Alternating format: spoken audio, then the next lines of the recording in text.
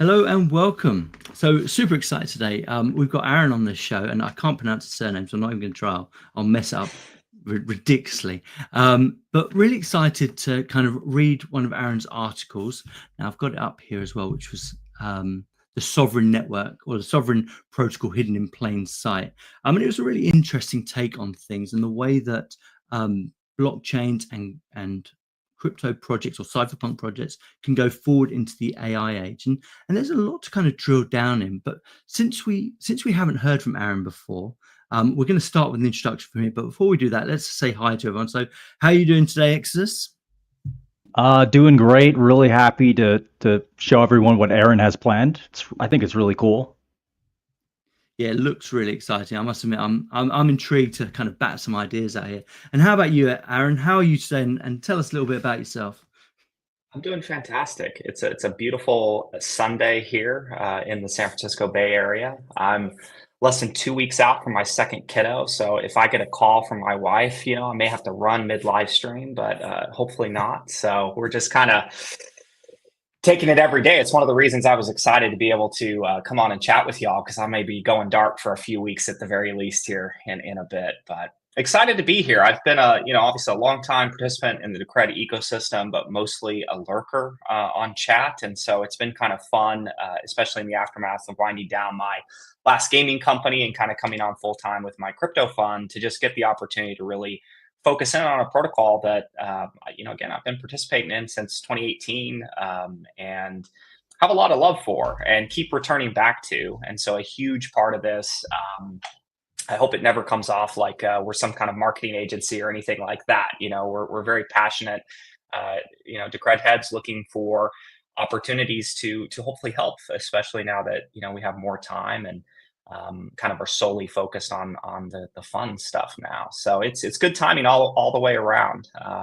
Pumped to be here. Yeah, I mean, I did have a little look at the crypto gaming thing. I couldn't get too far into it. I didn't have the wallet set up or anything. But I mean, could you tell us a little bit about the kind of previous project that you were working on and just kind of some of the fundamentals on why you've moved away from that and now you're thinking about this AI approach? Yeah, absolutely. I mean, my day job for the last 8 years up until January was running a gaming company, originally called Beyond Games. It then pivoted or kind of rebooted in 2020 to be Laguna Games. We initially were building mobile free-to-play games. As Laguna, we actually were starting to build the next Game of Thrones House of the Dragon IP for WB. They made us kind of a really crummy acqui-hire offer in mid 2021, and we didn't really do the startup thing to just kind of get corporate jobs. So we told them politely no and made this kind of radical pivot into the blockchain gaming space to produce crypto unicorns, which was a standout and reasonably successful crypto NFT project in the 2021 kind of 2022 era.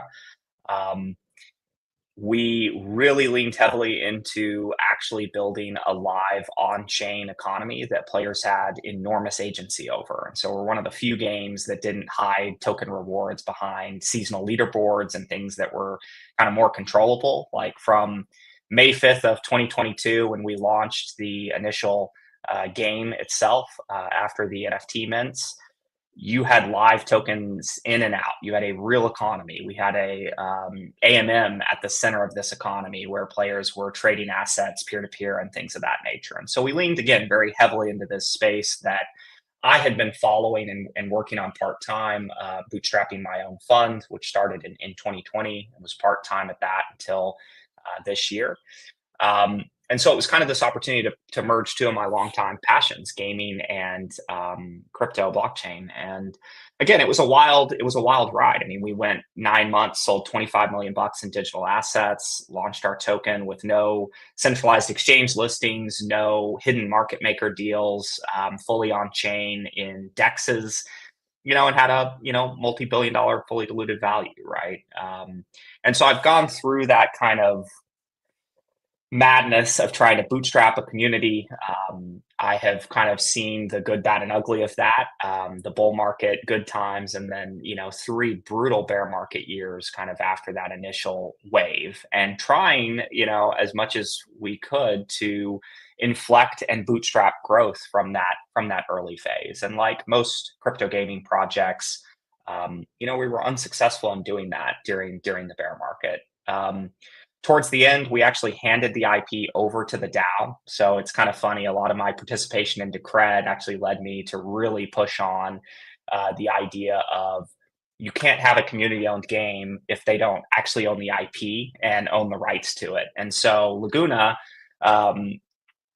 gave the IP, the entirety of the IP, to the DAO itself, and then actually handed over the keys to the kingdom. So the fact that we actually use Arweave to host the metadata for the NFTs, right, means they still exist. They're still around. The community is still trying to build and do things with those assets and with that IP. I think for me, in the aftermath of shutting down Laguna, handing off the IP, we took a quick shot at another IP we called Neo Olympus that did not work in January. It was just time to shut the company down. So it was a very bittersweet moment for me. And I think in taking a step back and going, what's next, I was very fortunate to have Codex, which has done very well over the last 5 years since we founded it in 2020, kind of buying the COVID dip on Bitcoin and ETH and Decred actually. And again, the opportunity to really recenter and kind of go, well, why am I still in crypto, right? I got all these friends that went back to different forms of gaming, or they pivoted out to AI or whatever it is. And for me, it's kind of like, since following this space since 2017, I've never been more bullish on its potential, and especially in the more favorable kind of regulatory environment that we have, right? It made a lot of sense to really stay focused on this area and get the opportunity to kind of step out of gaming. And the last thing I'll say on that, kind of to your question around why, is just this idea that a lot of the people who came in the NFT wave, regardless of what they would say in Discord, were really here just to kind of try to make money on their assets, which I understand. And that was a part of it, right? And that's a part of player-owned economies and players actually owning the assets that they're purchasing in a game, which doesn't exist in traditional gaming, right? So I get that. I get it comes with a space. But in the aftermath of it, I've really been looking for communities who genuinely believe, and I kind of said this in my blog, right? Like genuinely believe in the cypherpunk principles and the ethos, the true ethos of the space. And so I've been very hungry to find groups of people who believe in those principles. And Decred, I strongly see as one of those communities, really one of a few of a handful of communities that actually still believe in the values that created this space, is I guess how I'd put it. Wow, that's a great story. I mean, I must admit, through the years since, we've had almost a 5-year kind of bear market in Decred. It's been absolutely brutal. And during that time, I've lost a lot of people that kind of got in at the same time, have completely kind of gone. And I still talk to a lot of them, and they're, but they're completely out of it. They've gone back to their mainstream or whatever.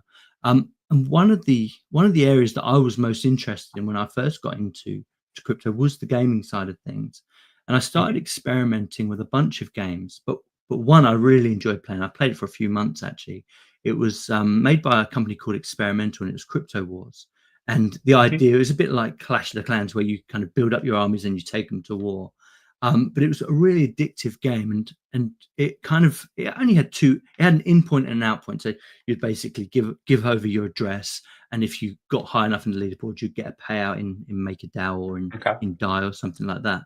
But it was really engaging. I really liked the idea that communities own games, they own their own assets, and they can build these engaging platforms. And a lot of the people that I played with in that game, it was really nice interactions. Even though it was brutal, it's really nice interaction. So it's nice to hear that you've come from that route, and you've had to go at building these games and dealt with the NFT stuff. I don't know if you saw a proposal by Mathis about the stake. I forget what it's called now. Oh God! Yeah, he listed that in his pitch deck. He actually mentioned that. Are we non-fungible data chains? Yeah, that's the one. Yeah. Yes, yeah. But very excited about that actually. One of the things that I was talking with VCTT about, Victor, is the idea of, by having that, is they can actually make games for Bison Relay that have these fungible assets or non-fungible assets, Mhm. like game characters and weapons and things like that. And I thought that was quite interesting. So it seems like you from that perspective, there's a lot in common there. Anything else to add For there, sure. Exodus? Uh, no, that's a fascinating background. It's good you have so much experience leading teams and seeing out these visions. So I think that builds a lot of confidence. I was maybe wondering if you could speak about your group in general. I believe it's called VC Codex. So you're more Codex than one Venture person. Partners. So you're basically more than just one person. That's what I'm kind of getting at. Correct. Yes. There's two other full-time partners, and then we work with a network of contractors. For example, Bo Bateman was formerly my creative director at Laguna. So Bo and I have a number of years working very closely together to kind of go 0 to 1 and get new IPs and new brands to market. So it was very natural in the aftermath of Laguna for me to kind of knock on Bo's door and say, "Hey, you want to do another one?" And he was pretty pumped about the opportunity. I mean, when do you get an opportunity to contribute to a $250 million protocol, right? So it was actually an easy sell for Bo and kind of something that he was excited to take on. And I hope it differentiates us a little bit. Again, we're not some web design agency at all. Codex is a liquid token fund. Again, there's two other full-time partners and then about 5 contractors right now. We seek to directly contribute to the tokens and protocols that we hold and advocate for. And so I view this as one of kind of many opportunities where we're going to bring forward governance proposals and try to contribute. And we're doing this in other DAOs like Aave and Curve, where we provide liquidity, significant amounts of liquidity, some of those pools, and are trying to like bootstrap new markets and things of that nature. And so again, with my transition to full-time, some of the other partners have been full-time for, I guess, a little over a year now at Codex. But my transition was basically at the end of January this year. It's been a lot, just having extra time and this full focus to really look at our portfolio and go, well, how can we contribute? And of any of the protocols that we're part of, that we hold stakes in, Decred is one of the few that anyone can really kind of walk in and at least bring forward an idea. And I think, Exodus, you were kind of saying this in DM. I've watched as other people have come forward with just surface level ideas to the DAO, and those don't get a very good reaction, rightfully so. And my hope here, which you seem to validate a little bit, Exodus, was just the idea that, like, listen, we've really put a lot of thought and effort into this. I think I have a reasonable kind of process and plan to carry this work forward. And yeah, excited to kind of dive in. Any more questions on Codex? But yeah, it will not just be me contributing. It will effectively be me and Bo Bateman, as well as 2 of our other partners helping on some of this work, particularly the more technical aspects. Yeah, we've seen a lot of kind of half-hearted ideas thrown around, and really these ideas people throw out are for others to take and build a proposal, but that's just not how it works. So the fact that you're coming and you have this, full vision and you're going to be doing proposals, I think is really good to see. Yeah, I don't have any more questions. If you want to start the presentation, I don't know, Phoenix, if you have anything. No, it's actually good to bring that up because all too often we do have new people come in, and it gets washed out very quickly by the community if there isn't a plan in place. And what's being presented here is quite big, actually. Looking through the deck before the show, looking at Aron's article about kind of ideas that they have, it's actually quite a big plan. So it's going to be quite nice to flush it out and kind of see if we can get the community behind it. And I think that's really important. So without further ado, let me flip over, and guys in the comments, if you do have, as we work through these slides, we'll probably stop in between each slide. And if you have a question, just post it up and we'll get it on screen for Aron to answer. And we'll try and just flush all this out. Okay, so here it is. Let me move on to the first one and let me know when you want me to move on. And I'll do that. Sounds great. Yeah, I appreciate the assist on the Aron, slides here. Yeah. Do you think you could give a like elevator pitch before we get into this of what exactly you're trying to do? Absolutely. A lot of this has come out of my own thinking in how, like, looking at Codex's existing portfolio today, and looking at it in the context or through the lens of the AI acceleration that we're living through daily, right? That we are all Twitch streaming live, right? It seems every day we're getting a new model that increases AI's capabilities, and then most exciting and kind of most recent, these like agentic capabilities. And so TLDR on my proposal, I believe Decred already has many of the primitives to not only survive but kind of thrive in this AI acceleration that we're experiencing now and will continue to experience.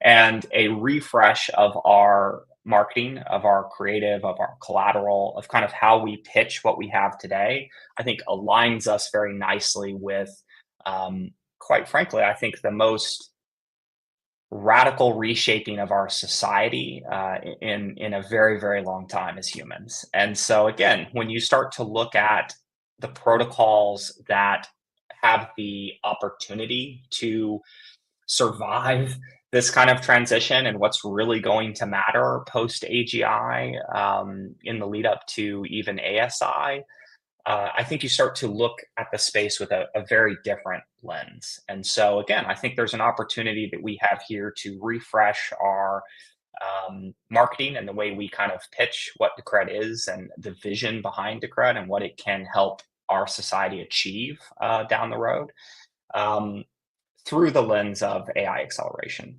Any questions on that? But that's kind of the elevator pitch of what we're going to go through in this deck. Sweet. Yes, it's good by me. So quickly here, some upfront things. Like one, this is not a full rebrand. We're still calling this thing Decred. There's no reason to change that. I don't think there's any reason to change the green and blue colors in the logo, right? I don't think there's any reason to change the logo itself. I'm also not advocating for any development roadmap changes. I think there's a few things, whether they're community-led projects or some of the stuff the core team has talked about in the past, right, that could help better align the roadmap with some of this refresh. But at the end of the day, I don't think there's any changes really needed to the development roadmap. And then lastly, and kind of importantly, like I'm not requesting any upfront funding. The way I'm thinking about the phases is like we're in phase one right now, which is the community pitch. The end of that phase will be a polity vote to effectively pick one of the three creative directions that I'm proposing here, or a vote to just keep things kind of as is, right? And again, there will be no funding attached to that proposal. I'm just looking for validation that there's stakeholder support and that we've chosen a creative direction. Assuming the community is excited about this and wants to do it, we kick off phase two, which is the actual work of this. So the deliverables on that front are going to be the website, design files. We can certainly take it all the way to PR if the core team wants to do it that way. I'm super flexible about who actually does front end work, not necessarily something I care who handles. So it's flexibility there that can be discussed, but ultimately you're getting all the websites refreshed. That includes all the copy, all the design, all the creative associated with that. As well as refreshed creative branding materials and assets. And anyway, I go into more detail in the presentation on that. That second proposal would be retroactive funding. So here's the deliverables community, right? Like, let's get some funding for the work that we've done. If all that goes well, there's certainly an opportunity for ongoing support and stuff that we'd be very excited about continuing to contribute to. I think up front to frame this, like this is not a hundreds of thousands of dollar project, right? This is like a tens of thousands of dollar project. I'm not this is not Codex's business per se, right? This is an opportunity for us to directly contribute to a token that we hold a significant stake in, and we're excited about, the future around, particularly if the community, gets behind this. So any questions on that? But I wanted to try to frame some things up front that hopefully help the community better understand like my approach here and the process. Sweet. Yeah, so for phase 3, you said that's kind of a maybe. What would that kind of look like? From what I understand, you want to deploy an AI agent with its own funds on the Decred DAO that can vote, that can stake, that can maybe even like atomic swap. So would your support basically be like maintaining that and reporting what it does, or are there other kind of deliverables you think?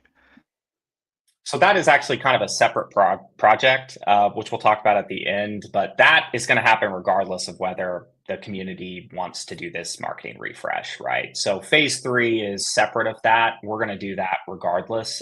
Phase 3, in my mind, is ongoing creative material, ongoing outputs of ecosystem tooling, continuing to feed and retrain the open source models, right? So that we collectively are kind of handing the community this tool that they can use to build their own marketing creative and kind of everything that comes out of that. So again, I would view this as like ongoing content and brand stewardship. So it's very separate of that kind of Codex project of embedding a sovereign agent. You're kind of giving away the lead a little bit on that. But I am very excited to kind of chat about that. But Exodus, that is separate of ongoing kind of creative production work and brand stewardship. Okay, and I just It wanted to may let not be necessary to do that part if we really do phase 2 well, right? But I'm more wanting the community to understand that, like, if people are excited about this phase 1, they love the deliverables of phase 2. Like, Codex is here for the long haul to continue supporting and pushing on that. And to your question around embedding a sovereign agent on chain, like, that's a huge part of it, right? Because I think, especially if we do this refresh, it lines up very nicely with it. There's tons of opportunity for PR and excitement around something that's super novel and unique. And again, there's no other protocol that's truly sovereign like Decred. So again, it creates a really interesting, I think, shareable opportunity that hopefully goes wide and maybe goes wider than even the kind of niche crypto community that oftentimes I think we try to target. Yeah, and I just wanted to clarify for people watching, the phase 1 is actually going to use our runoff voting system where you submit multiple proposals at once and the community is going to pick one. So I think we've only had maybe one of those and it was several years ago. But I think using that feature to determine what path the community wants to go down, because you are proposing, from what I understand, 3 different creative directions, which you're going to get to. But the community can also vote to reject it, right? They can choose none. They can, of course. But it's a very interesting use of Polite's feature, which I think is kind of overlooked and underused. And I'm happy that we're going to be able to see that in action. Yeah, it's one of the wonderful things about the collaboration you and I have kind of gone through is, I give you full credit for suggesting that, right? I'm like, all right, that will work well. And I will say that when I put forward the proposal, I would love for anyone else to bring forward a separate creative direction if they really feel it should be counted before we go live with that vote. I'd be fine with adding another one or removing one of mine. At the end of the day, I would have to get behind it and believe in it, to want to do the work on it. So there's certainly some aspect to that, but I do want to make it very clear that, like, if someone in the community has a different idea, it should be heard in this process, right? And ultimately, we need to select a creative direction before phase 2, and trying to work on multiple directions, certainly in my experience, is kind of a fail state, right? You really want to lean into one and obviously execute in that direction. So cool. Great stuff. Right, on to the I next. think we're ready for the next one. I covered most of this just quickly. 16 years across a number of software products, predominantly in gaming, though I did a stint in healthcare technology, learned the difficulty in electronic health record data transfer and trying to get, different databases to talk to each other. You really want to understand why self-sovereign ownership of your own, money and data is important. You go into healthcare and try to get EHRs to talk to each other. Again, I'm general partner now at Codex Venture Partners. We predominantly do on-chain market making via DEXs, called liquidity providing, particularly concentrated liquidity providing. Built quite a book of business doing that. Other forms of yield farming, and then active governance, of which this is a kind of major effort on our end through Decred's governance. And anyone interested in learning more about me, my takes on the space, what I care about, please check out my writing at the blog. Thank you, sir. Okay, so I've been asking myself this question a lot. I kind of said this in my blog post that kind of preceded this. why now? Why do I want to do this? Why am I putting time towards this? And it really does come down to, I strongly believe that Decred is already delivers on what many others promise, right? We have this self-governing, economically aligned protocol that upgrades safely, right? Like no one else can really say that. There's humans in the loop on all the other protocols. The space has shifted very, very radically from where it was, even in 21 and 22, and certainly from 2017, 2018. We just have too many tokens now fighting for mindshare. I think it's a fail state to sit back and expect people to kind of find Decred. It's just too much surface area to cover now. And then I think we all understand this, probably not super radical to just say timing is everything, right? I think we are best positioned if we get a refresh done now in anticipation of the long-awaited dip in Bitcoin dominance and kind of the kickoff of a true alt season, which we just haven't said. I mean, Phoenix, you called it out earlier. It's kind of been a 5-year bear. It's been pretty tough. And this leads me to kind of this point of, I don't think we're a relic, right? I think we're a future ready protocol hiding in plain sight. And a huge part of this refresh is just attempting to remarket our protocol in a new light that hopefully gets more attention than we've had in the past. Next slide, please. So quickly, probably no arguments here, right? Like hype bullshit steals the spotlight. Like I'm not even gonna talk about meme coins. Like look at Cardano, ICP, Stella, I mean, it's just, I could go down the list, right? It's just, we've seen this. We continue to see this. Vaporware drowns out world-class tech. I think people who have heard of Decred, they almost always say, well, that was kind of around the time of Litecoin or Dash or Digibyte. And we just kind of get lumped in with this group of coins, and nothing against them. But I think if you put what Decred has done over the same period of time, like it's just a night and day difference. Like here's a protocol that's actually evolving, that's actually advancing versus stagnating.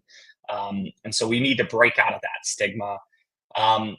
All of this leads to probably the most egregious thing that I think has happened is just we've fragmented our story across all of our different sites. It's very unclear that these sites are all a part of the Decred ecosystem. There's a lack of cohesion and design style that's coming across in that. And anyway, I can't take credit for this tagline. I saw it on Twitter with respect to another project, but I think it's applicable. Like we've over-engineered our protocol here and under-engineered our story. And I think we need to spend a little bit of time on that.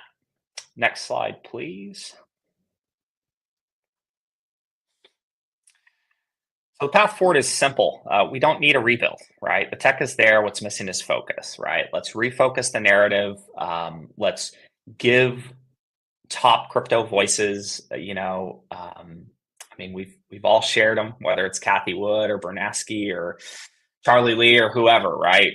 There's been many, many times throughout Decred's history that prominent people have given it a shout out for various reasons that still exist and are embedded primitives in the protocol today, right? And so I think it's very important to give them a reason to look at us again, right? And if they come back and it looks like kind of the same thing, I don't think it adequately helps people understand like how much the protocol has actually evolved and is really proving out some of the features that were there from the beginning, right? Its ability to actually evolve at the whim of the stakeholders, et cetera, right? So it comes down to ultimately upgrading the story. Let's sharpen the message. Let's reignite interest. And in particular, let's put a spotlight on our sovereign infrastructure, which I think is really the avenue that puts Decred at the forefront. And there's really not a protocol that can compete with it on that vector. Next slide, please, sir.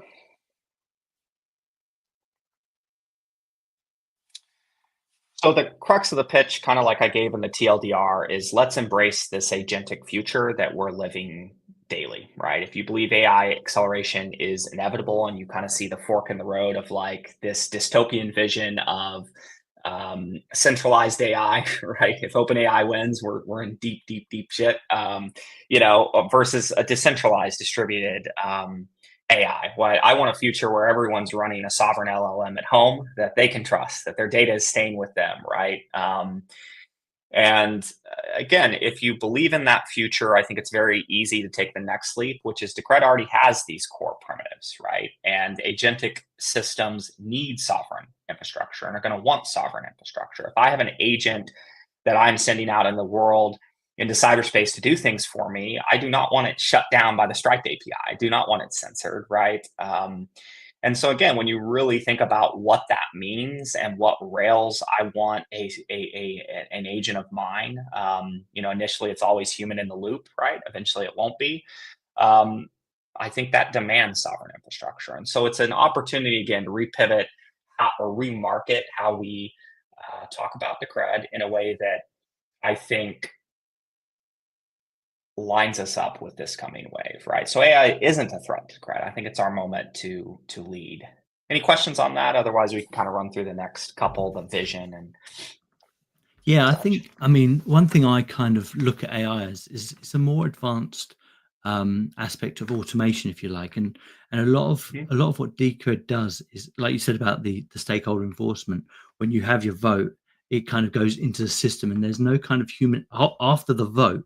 There's no human element in that. It kind of all happens in this automated process. And I think that's something that maybe when you don't have the proper perspective on AI, maybe that kind of puts a bit of fear into it. And like you said, and a lot of what Decred already does has all this advanced automation already. Yeah, there's still a couple of human elements, which I quite like. I quite like the fact that I physically have to put a vote in, or I have to physically do certain actions. But then once that action's done, the system takes over, and I quite like that. And I guess that is, if I'm wrong, just kind of call me out on it. But I guess that is still kind of what we're classing as AI in this context. Absolutely. It starts with human in the loop, right? These agentic systems will have a human telling them to go out and do things for quite some time. I think we all probably want that that time frame to last as long as possible, because after that, I think things really radically change. So yeah, it's important to kind of, I'm looking at what we can kind of do today, not necessarily 5 years in the future, right? And so it's very much, I mean, we're very close to agents being able to contribute code to Decred, right? I'm sure the core team is like, oh God, but that's the reality of it, right? You just continue to see these things get better and better and better and better. And maybe it's not to Decred itself, but it's to, it's enhancing the UI on Bison Relay, right? It's adding new currencies to the wallet, right? I think if you look at the DAO and Decred being really one of the only truly fully on-chain DAOs, right, in the entire crypto space, and you look at that as an avenue for humans right now to coordinate. Actually, next slide, please, because this is actually leading right to it's just making a perfect point here.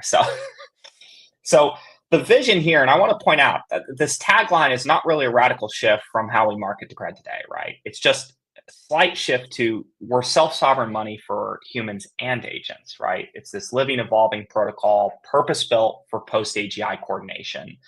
And this next point is kind of what I was getting at on the prior slide, which is that DAOs were never really meant for humans, right? And if you ask anyone in crypto about DAOs, usually they have a horrific opinion of it, right? And I got a little bit of this crypto unicorns and stuff, right? It's just this, when humans are in these things and you have all these committees and stuff, they're slow and they're messy. They're certainly a lot slower than a centralized organization. But I think that's the wrong lens to look at DAOs, right? They're decentralized autonomous organizations. They weren't meant for humans. They're meant for agents.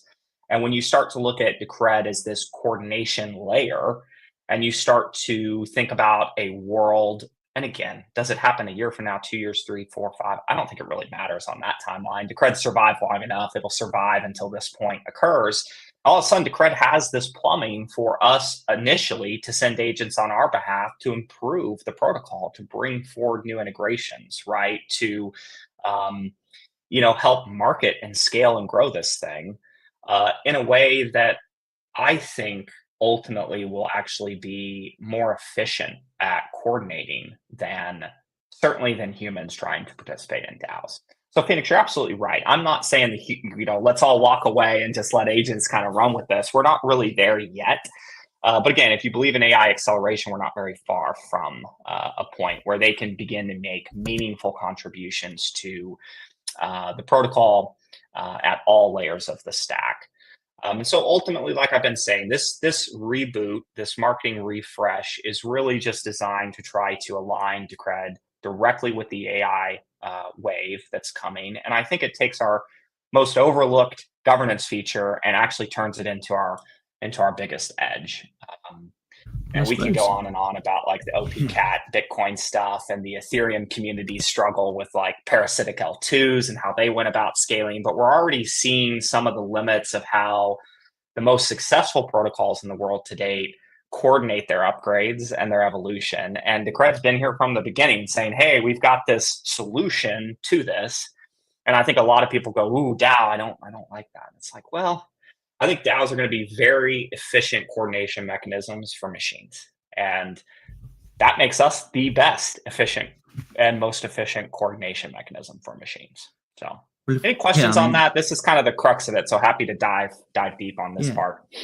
Well, I mean, just for the people that are watching that maybe are not as familiar with the DAO infrastructure in Decred's case, is, things like the treasury are already pretty much fully decentralized, where you have a singular key which kind of can activate a treasury spend. And this is for people that don't understand the Decred project, but you have this singular key that activates a treasury spend, but then it actually has a secondary key which is held by pretty much all the stakeholders. So you then have to vote on whether the treasury spend is valid or not.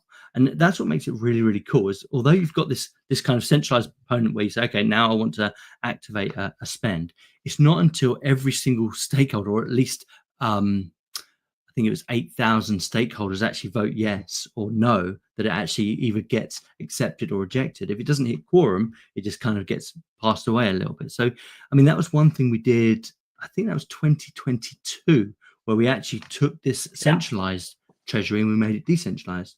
And then in terms of the upgrades, same process happens again. You have these time windows where it says, okay, we're going to put this code into the system in a kind of idle state. It's going to go through several time periods, and in every time period, the miners have to kind of upgrade. The stakeholders have to, the stake protocol, the people with the actual tickets have to upgrade their software. Once that's happened, then it's still in an idle state, and then the ticket holders have to then vote on whether that upgrade goes through. And the same principles apply, where a certain number of tickets, and it's higher in a protocol upgrade, a certain number of tickets have to vote yes. If it doesn't hit quorum, it just kind of gets rejected. That code never gets to see the light of day. And these automated processes already exist in Decred. And I really like the idea of feeding that into a better narrative for Decred, because a lot of people, they don't understand that. They've got their own DAOs and they're very centralized, whereas Decred from years ago has already worked all these procedures out. And if you want to call it automation, or if you want to call it AI, it doesn't really matter. That, all of the hard work has already been automated, and there's probably still elements that could still be automated or using AI or whatever. So, I mean, it's one of the reasons I got into Decred in a big way, is because of these processes that have already been put in place. I think it's amazing. It's nice to see you discuss that and understand that value, actually. Exus, any questions? Community, any questions? No questions. But yeah, I love this idea. Yeah, I'd love to see how this kind of works out in reality rather than it theoretically. But I'm quite confident. I'm sure you're going to get to this, but you guys have proof. You have experience deploying these kind of AI swarms, from what I understand.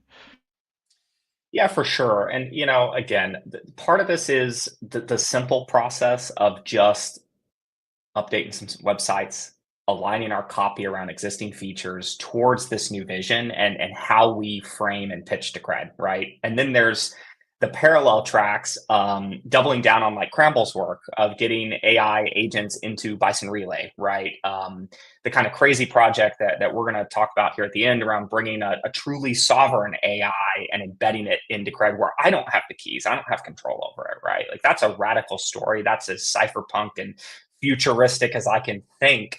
And it's amazing, right? I think that kind of stuff helps give people more and more reasons to check in on Decred, especially if they've heard about it in the past.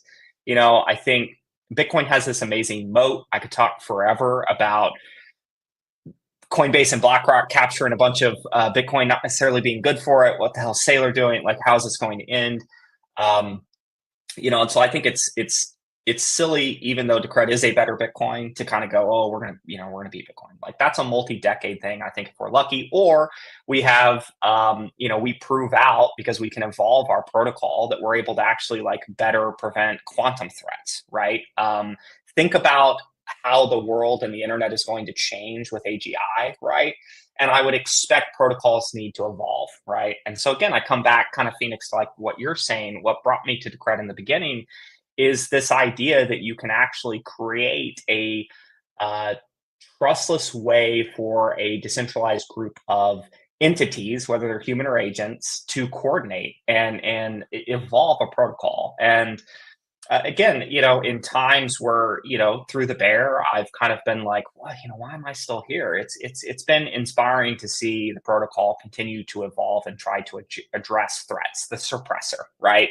Like the changes that we've made to the hash algorithm. Like, we've already made radical evolutions to the protocol. And I think, Bitcoin maxis, right? Good old checkmatey, and all those who've left us at this point, they view that as a bad thing, right? You want to be ossified. You never want to change. And I just think that's an absurd take when you look at humanity and all of history, right? Everything needs to evolve. And I think the most resilient systems bake that in. And it's the crux of the innovation with Decred here. So I'm glad to hear there's some alignment on that front, at least. Any other questions? Otherwise, we can roll to the next slide. We're about to get to the fun parts, the creative directions and stuff. I think in terms of ossification for Bitcoin, you can understand the arguments, because it's worth so much now. Anything they do that breaks it is gonna kill it off. That's the same for any project. It's why Decred kind of protects its transparency, if you like, so they don't add too much complexity, because if there was an inflation bug, it would completely break the DAO. It would completely break the governance. So you can understand what they're saying, but the benefit that Decred has is we are still a small project after 9 years, and we are still logically looking at this stuff, not to add too much complexity, but just to see what can be done in small steps to kind of take it to the next level, which I absolutely love. And I think,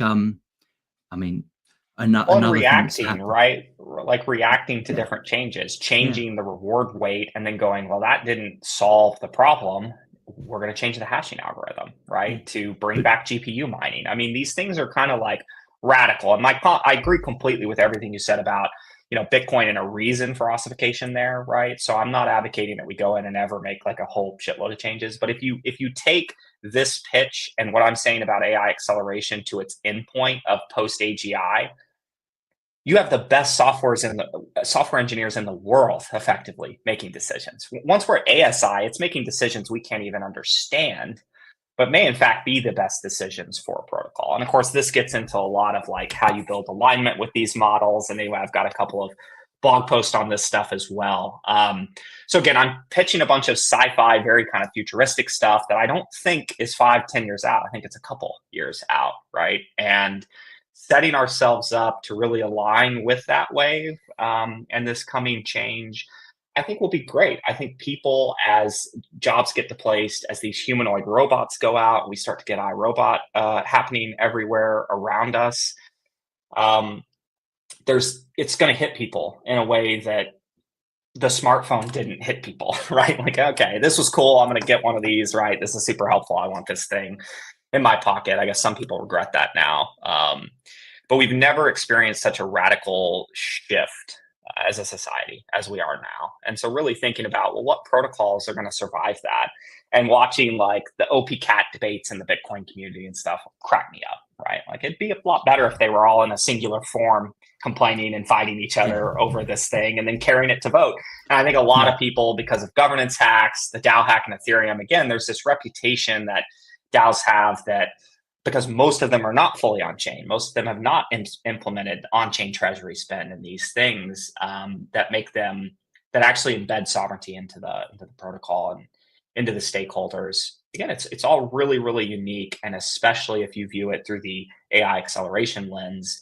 Again, I think it's a great way to remap everything we have in a way that better sells a vision, right? I cannot say enough that we very oftentimes get in the weeds on our features and talk, too much about the feature and not necessarily the outcome that feature enables, right? Like the vision behind that. And I think we've all been in crypto long enough to know it is building cults. We're building cults. That's what we do.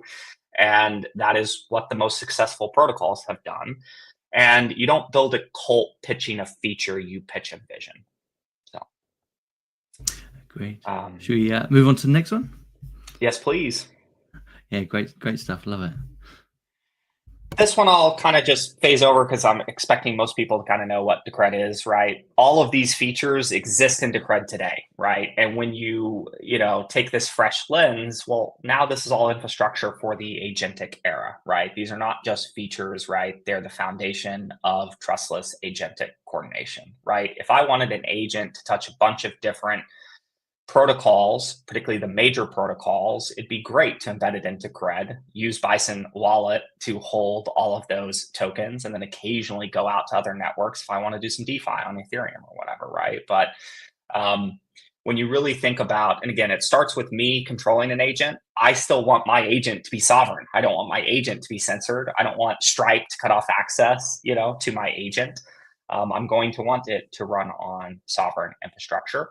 Eventually, in the sci-fi world we'll live in, like there will be agents that begin to want to make their own choices. And again, this is that perfect. Go ask your own LLM what chain it would prefer, and it's very surprising what you'll get out of that. And it actually favors Decred. And I talk a little bit about that here in a bit, but key point here is like these are not just features. We can actually pitch these as the foundation of trustless agentic coordination, and that starts to pitch this vision that I think has a much better opportunity to kind of capture people and get them excited about everything that Decred's been building for all these years. Any questions on that? Otherwise, we can bounce to the next one.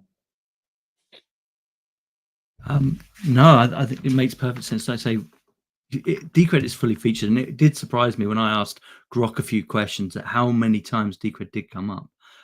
Before we just move on, though, I will say, community, if you want to ask a question, please feel free to, and I'll put it up on the screen and we'll answer away. But on to the next.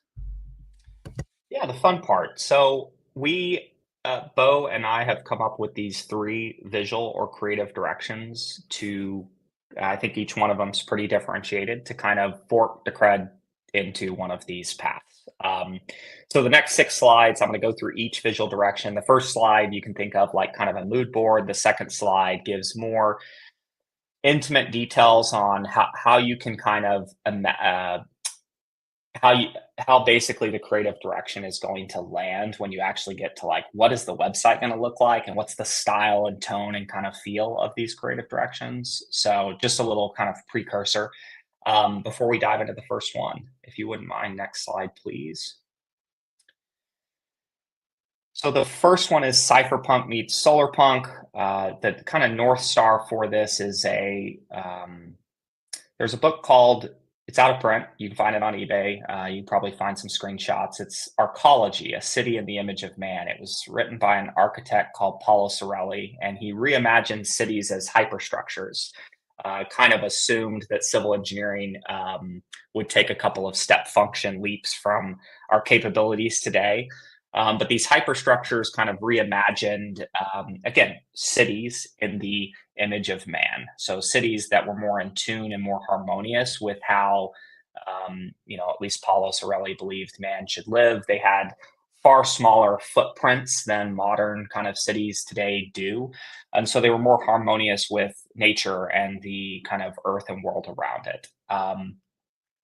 And so anyway, this to me, that was kind of the North Star vision. I love the idea of these kind of arcologies, and I love pitching, again, this kind of in-state vision for a world, a society post the widespread adoption of these technologies. And so that's kind of this first creative direction. there's no questions, we can kind of go on to the next slide. I'll give a little bit of the creative sauce details. Cool. So I'll really focus on just Bo's creative note here, and let everybody else kind of read all the rest of the text. But regal and prestigious, it blends like these light alternative histories with subtle sci-fi kind of fantasy elements. It's that the idea that, you know, sufficiently advanced technology is indistinguishable from magic, right? Kind of leans into that aspirational cinematic feel.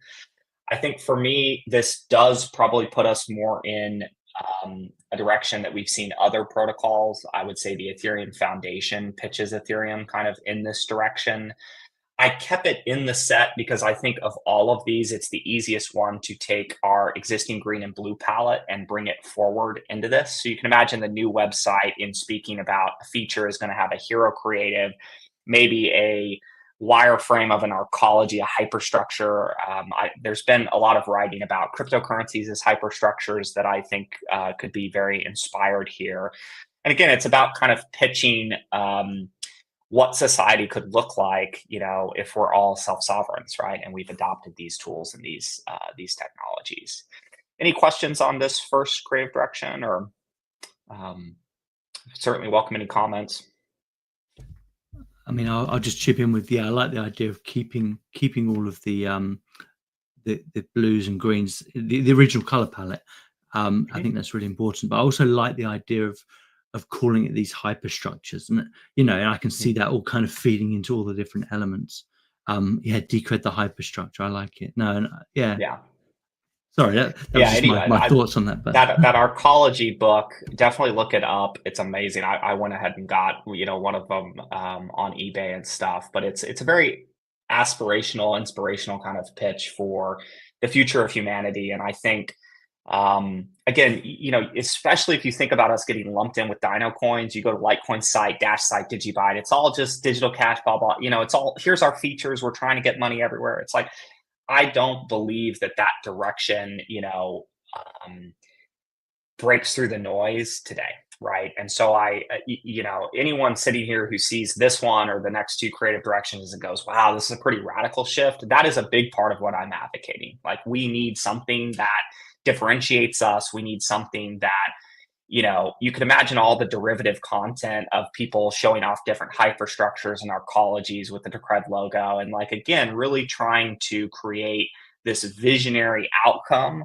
for the community to get behind and to be excited about. And that's a real key point, just generally around, like, I very much believe we need to kind of take a pretty radical shift in how we've marketed, and we just show off what Decred is. So anyway, yeah, I'm glad the hyperstructure stuff resonated, because I thought that was really very cool. And you could imagine the DEX and the polity and just every part of that is a natural piece of that hyperstructure. And so you could see us maybe explaining that on the website and kind of leaning, you know, in that direction.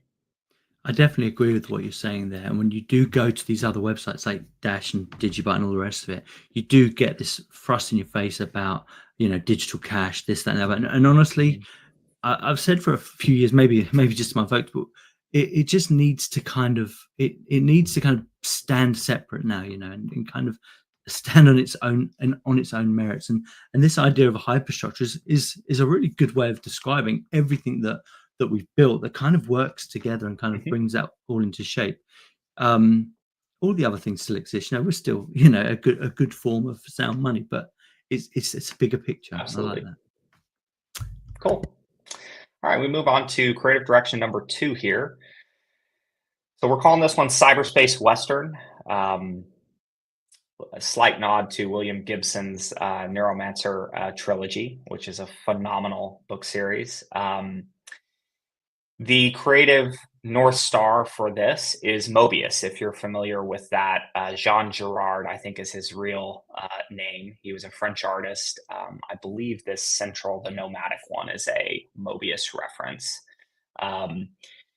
In this way, I think we want to focus very heavily on self-sovereignty, right? And the idea of each person in Decred, each agent, each entity is a self-sovereign, and how those entities would interact with each other. And the vision for this is a much further future. Like our ecologies, I think people can kind of look at and go, okay, I could see humanity maybe achieving this if we slay Moloch, and solve our coordination issues, and obviously rebuild our society around money that doesn't depreciate, all the stuff that I hope we're here for.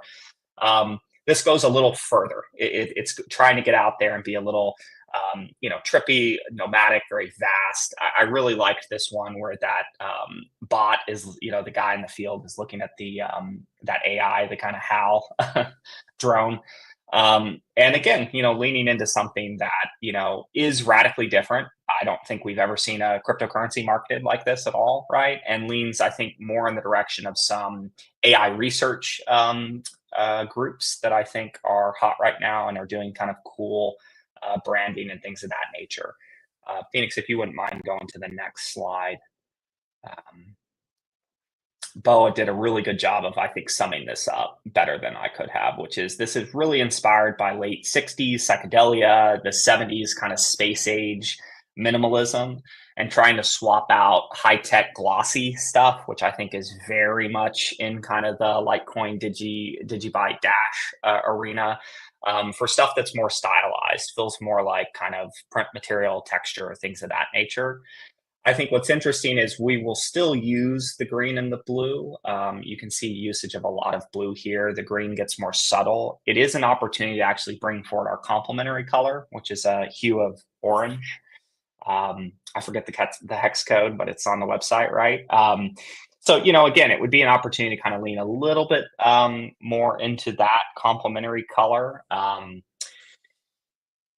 Any questions on this one overall? Generally, I've kind of done a little bit of cyberspace cowboy stuff in my rebrand post Laguna, and how Codex is. If you've been to the Codex website, I've kind of created this narrative story of this, lone individual kind of walking through cyberspace and encountering AIs and things of that nature. And so, I tried not to be too biased with this one, and Bo actually took it in a direction that I really hadn't thought of, and I appreciate it. I think not trying to do nostalgia porn or anything like that, but there is this trend in branding and design to kind of go away from the insanity that's been like the sanitization of all logos into basically the same style. And there's kind of been this rejection of that and this return back to, some of the early stuff, like early Apple ad creative and things of that nature, right? Like I oftentimes think if we were going to give the community a bunch of movie posters or a bunch of ad creative to pitch Decred on, again, I think going a little bit more retro with that differentiates us in a space that's, oftentimes cryptocurrency being kind of cutting edge, at least certainly was in 2017 and stuff.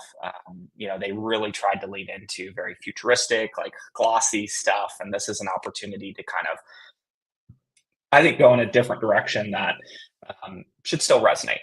Any questions on this style? Of the three, this one's, I think, actually the hardest to pitch what it will look like on a website. But I think Bo did a pretty good job of describing the shape, color, and textures that everyone can expect. Yeah, I agree with what Phoenix said. Basically, you want to stick with the main Decred colors of blue and green, but you are actually correct that the orange color is a complementary color, and so I do think as long as green and blue are predominant, you can include kind of whatever other colors you want. But I really like the abstract style. But you are correct. I'm not sure how it would look on a main website, but this is kind of my preferred. And the next one coming up, I really like as well. Check out Art by Mobius. We didn't want to just fill up his art in this reference deck, but Jean Girard is his real name. He went by Mobius or signed all of his paintings by Mobius. But you'll see a lot of blue and green in that, in a lot of his images. And so that's a really good North Star reference for the direction that we'd head. Amazing. The only thing I would add is longevity, and I always remember a conversation I had years ago with the Blender guys when they were building their logo, and we said, we should make it 3D and all the rest of it. And Ton said back then, he said, no, it's got to be 2D, it's got to be matte, because it's the longevity. It's the thing that's going to last the longest. And he was completely right. Going forward, practically 20 years almost. And the logos stayed the same the whole time. The color scheme that they use has stayed the same. And it's because it has that longevity. And I think when we're deciding on this stuff, maybe there's something we should keep in our mind. What's gonna last, because once you decide on a brand, you kind of have to say, right, well, like Coca-Cola and all the rest of it, it's got to last long into the future. Tivra's chipped in. He said, Solarpunk hype, love the aesthetic. I'm presuming he's talking about this one, and love this aesthetic is Kino. I'm not sure what that is, but thank you, Tivra, for your comments. Any other input, please go for it. But no, that's absolutely great stuff. Shall I move on for you? Yes, please. Thank you. All right, the third and the final, probably the most radical from where we currently are. Minimalist manga is what we're calling this. Very much inspired by Tetsuma Nihei and some of his manga like Blame. I think I actually have, Knights of Sidonia right there. Think about this like going pretty radically black and white, but using blue and green as the highlight colors, right? So we'd have probably a dark and light mode if we go in this direction. Very much trying to pitch a future, right, in which there is human and machine symbiosis, which requires alignment and some level of control over these tools and things that we're building now. If you go on to the next slide, Bo had another really great kind of way of just pitching this. So I liked this pre-Y2K kind of nostalgia, very clean layouts, trying to emphasize this balanced function and form, and then trying to kind of apply this like 80s, 90s film and print grit to it. If any, and we'll talk about Noose Research, which is an AI lab, just got $50 million from Paradigm and is doing some really cool stuff in the AI arena. I'll actually show their logo here in a bit, but they went very kind of retro anime with it, or manga. Another one is I think it's Tchaikovsky or something Corporation, which is a quantum lab. Look them up on Twitter. They have kind of gone in this direction with their branding, and it's pretty radical, but manga and anime continue to gain in popularity. They're pretty damn global at this point. Maybe not have been 10 years ago, but more and more so are. And I think there's something really inspiring if you kind of take that utopian vision. A lot of these references, it was hard to find references that didn't trend towards dystopia, right? And actually Blame, the manga I mentioned, is very much a post-apocalyptic kind of dystopia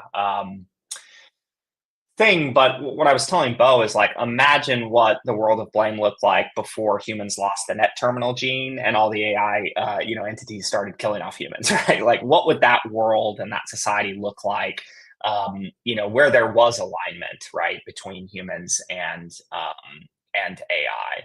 And so again, I would encourage people to look up Noose Research and look up the Tchaikovsky Corporation, which is a quantum lab. Kind of look at some of their branding and, as far as like other references go, and what you could maybe expect from the website, once we're done.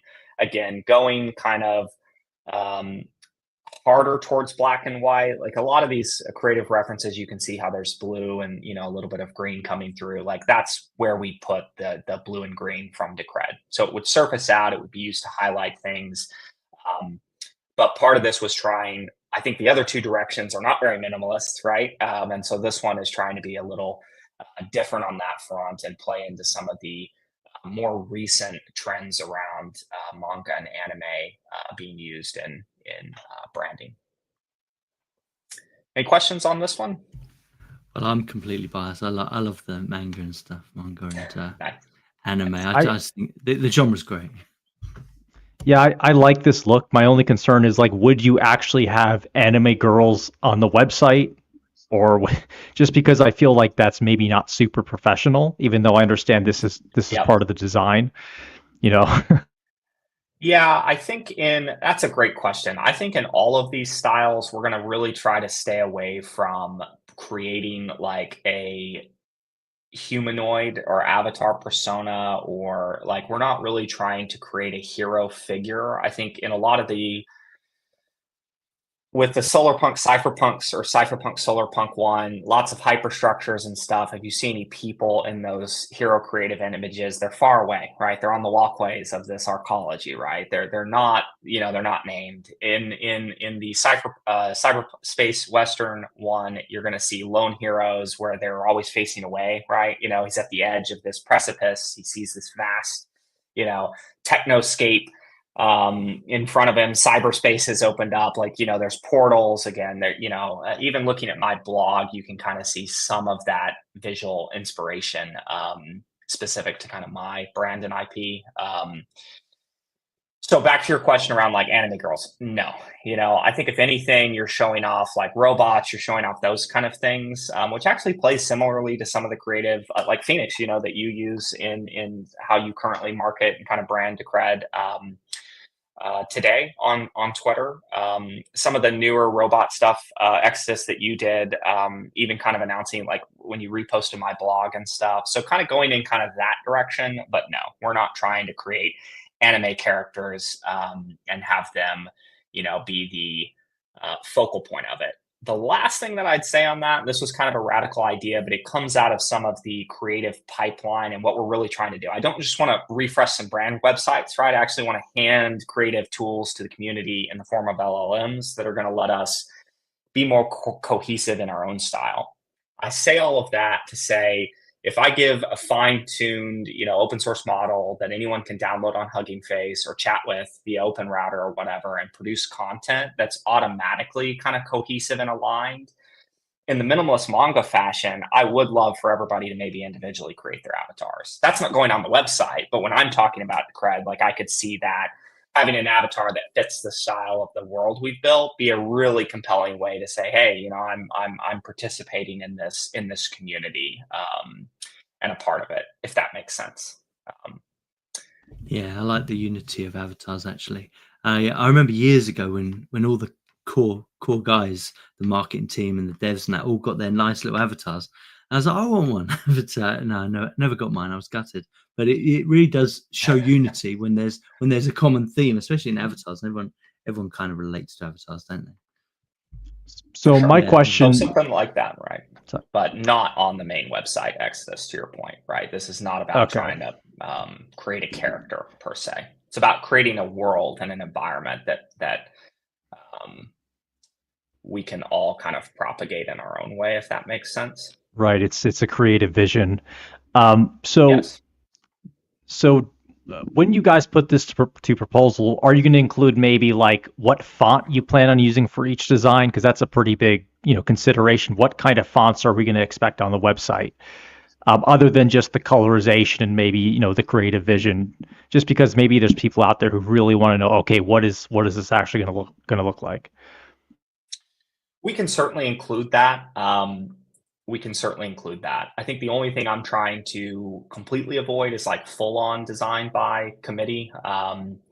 But I'm certainly comfortable doing that. And we ran through 100 different fonts, you know, for this stuff. So I'm happy to present all of that work and let the community kind of, in the feedback portion of the proposal process, basically agree upon the font for each direction per se. And then once the vote goes through, like we've got something to run with. So I'm happy to take the time during phase one, work with the community to get to the point we all feel comfortable with what we're about to execute. But when we go on to phase two, I want kind of high level sign off that we're like good to go down this direction. Just to speed up the process of kind of going, hey, this looks good. Obviously, the community in phase two can choose to not retro fund until we've made further changes, right? And I accept that that could happen. Ultimately, we should land on something we're all very excited about and happy with. So yeah, there will be, I need to think about the best way to do it, but I will be sharing folders and folders and folders of references and stuff on this Politia proposal. So people can really go as deep as they want and surface things that maybe we didn't use as a reference here that they actually like better than these references and stuff. So anyway, open to help with that. Obviously, going to lean very heavily on you both, to just ensure that the community feels heard and can actively contribute to this process. And one of the challenging things with a Decred website is how do you balance Decred specific features, which Decred has quite a lot, with kind of this newer, like, okay, we're embracing AI agents. Like, how do you divvy that up to where obviously Decred first and foremost is a cryptocurrency, layer 1, 21 million coins, governance, but then we have this new element of agents. Like, how do you envision that all working together? And what do you think you're going to prioritize with this? Because arguably that information could be more important than just like the creative elements. Absolutely. I mean, it's very important.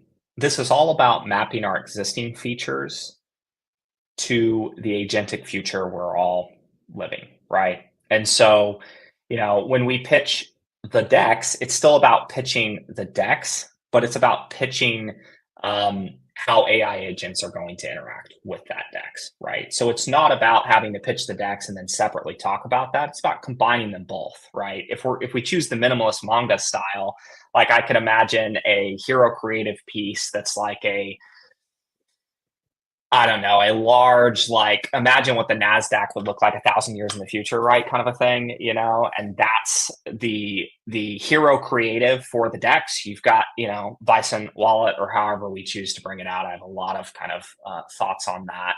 And then you would have the actual 2 or 3 sentences explaining what the DEX is in the context of this agentic future. So in my mind, it's about kind of combining them both. We're not changing the fact, or I certainly wouldn't like not talk about it being a cap supply 21 million token currency, right? Like, we're not going to remove details like that. I do think the current site I think is more towards people who are very deep in crypto already, right? And you can think of my vision for the decred.org site as being much more of like trying to overall pitch this vision for what all these features enable, hopefully aligned in this vector where people are already concerned. They're worried some years from now, what's my job going to be like? What's going to matter in a world where anyone can create content, right? And I don't think enough cryptocurrency projects are really thinking about like, well, what are we going to do in this world of kind of infinite abundance of content? And again, I keep coming back to like, I want people to come to the site and go, oh my God, like this project, this protocol aligns with my hopes, fears, and dreams for the future. And I'm excited to kind of come in here and take this fresh look at all of these different features, right? Because too often if you start with like, hey, we got this DEX, it's atomic swap, right? Like, it's purely trustless. There's really no other way to do this, especially, Thorchain tried to, again, don't even get me started. So it's one of those funny things where if you take a step back and you start to go, hey, this is actually a way for you to trustlessly hold multiple major cryptocurrencies. Like, don't you want to be a self-sovereign? Like, that is, I think, a much better pitch than like, hey, have you heard of atomic swaps and why they're important and blah, blah, blah, right? Or, hey, we've got this really intricate governance structure that has a lot of checks and balances in it. It's like, no. We want a coordination layer for, humanity. Well, let's start there, right? That's much more aspirational and much more high level. And I know some people are probably like, well, you want to get in the weeds. It's like, well, that's great. Let them go in the documentation and really figure out what's behind it. And I'll put it to you this way. Most people aren't going to be looking at the documentation. They're going to be having their LLM look at the documentation and tell them, what this is. And so orienting our content from the perspective of the LLM as the end consumer and not a person per se, I also think is kind of a radical way to think about marketing, and will be a part of like how any product markets, right? How do I make myself, just like SEO, right? How do I make myself friendlier to LLMs, right? Because that is already becoming the default Google, right? So that was a bit of a rant. Exodus, do you have any follow-up questions to that? Because it's a great question to ask. No, I was actually just thinking a lot of these questions are probably better suited for Politeia when the time comes, just because you have that permanent stamp of that question existing, and Mhm. rather than this kind of instance in this a now over an hour video. But I'm going to look back on this and try to remember these questions. But I'm sure you'll cover a lot of this in your proposal. For sure. And I really want to, I'm not trying to rush it to vote either. And so I really want to take time. I hope it actually becomes the most commented proposal in a long time on Decred. And that will certainly show me and reinforce to me that the community is excited about something to be done here, and something we could do here. And I want to take as much time with phase one to have the community align so that with phase two, Bo and I can like run, get that thing done, come back, present. Maybe there's a round of comments on that front before we go forward on vote again. We correct those comments and then we look for retroactive funding. So that's how I'm kind of thinking about it. And yeah, I would love to engage. I mean, I've reached out. I've spoken with you, Exodus, other members of the community, and I would love anyone else that this stuff resonates with. Reach out to me. I'm on Matrix, and you can find me on Twitter. Cool. I guess the next few slides I can go through really quickly. It's mostly just around like, okay, we pick one of these creative directions, what happens next, right? So the 1, 2, 3, 4, is just the lowest hanging fruit in my mind, which is like, let's update the website. Let's get the brand consolidated across these. It's kind of insane that you go to buy some relay and you really don't know it's part of the cred. The Cred Deck site pre-Bison Wallet, did obviously a better job of kind of connecting them in there. But, it's insane that decred.org doesn't also just direct link out to these things that are kind of core features. Politeia should be held up more on a pedestal, things of that nature, right? So remapping all of the major sites together so that they all feel like one cohesive ecosystem and brand, I think is extremely important. Kind of like we've been talking about, a huge part of this is just trying to resolve the disconnect between a cutting edge feature, how we pitch that, kind of the somewhat outdated tone of the sites. Low hanging fruit number 3 is just validate public facing documentation. Like, go take a look at the Decred business brief that's still on the site. Like, that thing is so out of date, it's insane, right? And so there's just a lot of really, really simple things that we can do. We'll put it all up on GitHub and the community can go through and give feedback. I mean, that's the beauty of this system, right? I'm not going to go over here and say, oh, here's what it's like, great, y'all contribute to this and help as well. But having us take some time and attention to really focus in on, making sure the new pitch and the narrative is held throughout, from surface level website copy all the way down into the docs is super important.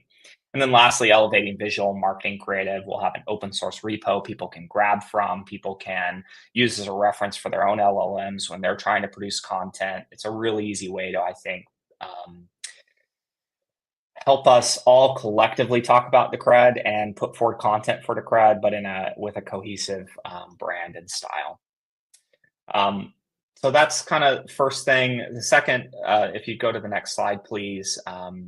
This one would be part of this, and this will be a part of the Politeia proposal. Is like, can we just name the Bison Stakey and really lean into that? Do we want to lean into the Bison anymore? I think it fits in the first two. I can't right now think of a minimalist manga Bison, but Bo's pretty good, and we could probably come up with kind of a cool avatar there that might be fun. But this is such a perfect example of like, having Stakey as a mascot for a specific feature is very strange, very unusual, right? And then having the Bison as kind of our mascot. So, this is part of what I'm talking about in terms of cleaning things up a little bit and really trying to ensure that at every layer throughout our front-facing public documentation and sites and stuff, that we've created some continuity. And I would like to lean into the Bison as this symbol of sovereignty and continuity. And anyway, part of this in the Politeia proposal, for example, if people are kind of like, I don't want to touch this right now, I'm just going to go, okay, well, we're just going to remove that part, right? But I will put this forward and say, hey, let's get rid of Stakey and, make the Bison name Stakey, and the community can decide. If y'all really love Stakey, great. We'll take a look at what he looks like in one of the creative directions, right? But this is part of that process of trying to align the community's expectations with like the outcome of the work product. Stakey is very 2017, 2018. I don't think I've seen almost really anyone but maybe myself post about Stakey, like include Stakey in anything. So I don't know how the community feels, but some people felt it was maybe a little too childish. Some people liked it. There were those comics about it that I don't think anyone's ever like reposted. So I don't think there's I don't think there's strong feelings about Stakey. I'll just put it that way. Yeah. Part of this note is like, I never want to be the centralized marketer for Decred. And that's like the antithesis of what the protocol stands for, right? So a huge part of this is, again, just trying to give everyone similar tools. So we're all working from the same brand and identity, and then everybody can put their own flavor on it, right? And I think that's actually a good tee up to the next slide, if you don't mind, Phoenix. Great. So another deliverable is this, what we're calling the AI creative pipeline. You can think of that like an open source AI model. It's unclear if it will be an Omni model or a image LLM and a text LLM. That's a little TBD. But the goal here is to fine tune it on Decred, what Decred is, and the new creative direction. So it will be fine tuned on all of the creative content that we produce as a part of this, and give everyone this central point to start and download this open source LLM or run it through OpenRouter if you prefer, and begin to produce your own content for Decred that, again, kind of matches this consistent brand identity and style that we're coming up with, right? So I think this is kind of the way brands are going to get built, right, going forward. It lets everyone kind of lean in and still be somewhat aligned. And I think I'm always super appreciative of seeing everyone who talks about Decred, because we need to be talking about Decred more. But I always look and go, you know, it takes a certain number of times to get through to someone. Right. I forget the exact marketing term. There's a certain number of times you really need to hear the same thing, right? If you're hearing a fragmented version of the same thing, you're not getting that increment number up to the thing, right? So a big part of this is just like, hey, can we all, leveraging these tools that we produce as a part of this work, you know, stay a little bit more on brand and consistent, you know, in style. But like we were talking about with minimalist manga, like let's let everyone make their own avatar. Like that would be amazing in that style, in that world. Like I could see that being very, very, very cool. So any questions on this? But it's very, you know, the worst thing we could do right now is just do a refresh of the website, be done, right? I'm trying to really find ways to activate the existing community members who are already out there talking about Decred, and hopefully more that maybe don't have the time to produce their own creative and stuff, but would, you know, in a world where AI is doing most of the work. So cool. Yeah, I think it's nice that you've really thought about the whole thing as a whole package. And I mean, too often, even I remember the discussions for the last website. I also remember the discussions for the Bison Wallet website, and it was very much, I'll do it if I have to, and things like that. And it's nice for somebody like yourself and your team to come on board and say, actual fact, this is what we do, and this is how we're going to do it, and actually have some enthusiasm behind it. And it's you know, that will change the way that people perceive it, because it will be just, you know, and it's a lot of the reason that people don't want to take on work, because it's massive. It's absolutely huge to get all the docs coordinated, to get all the websites looking and feeling the same and interacting. It's a huge issue, and you know, you are talking months of work. But if you get it right, it will have a massive effect. I'm sure of it. And it is having this inclination to do it. And it's nice that yourself has come along and said, you know what, I can take on this work with the right direction. I can take on this work, do it in the right way.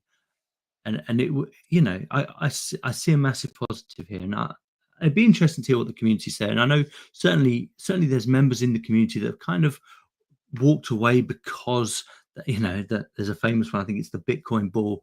He replies to everyone, where's the marketing? You know, everything he says, where's the marketing? In actual fact, when someone like yourself comes along and you put this big vision in place, you know, hopefully the community gets behind it once we start seeing the deliverables. And I think it's a massive positive. I think so, and that's my view, and I don't want to influence anyone in the community, but that's certainly my view. I appreciate it. I mean, a couple more slides. I know we're probably like way over normal time here, but I can get through them in a couple minutes, and then I'd love to see if we we've got got any time. community. No, All yeah, right, no perfect. need to rush, man. We got time. Oh, Cool. what's going on here? Hold on.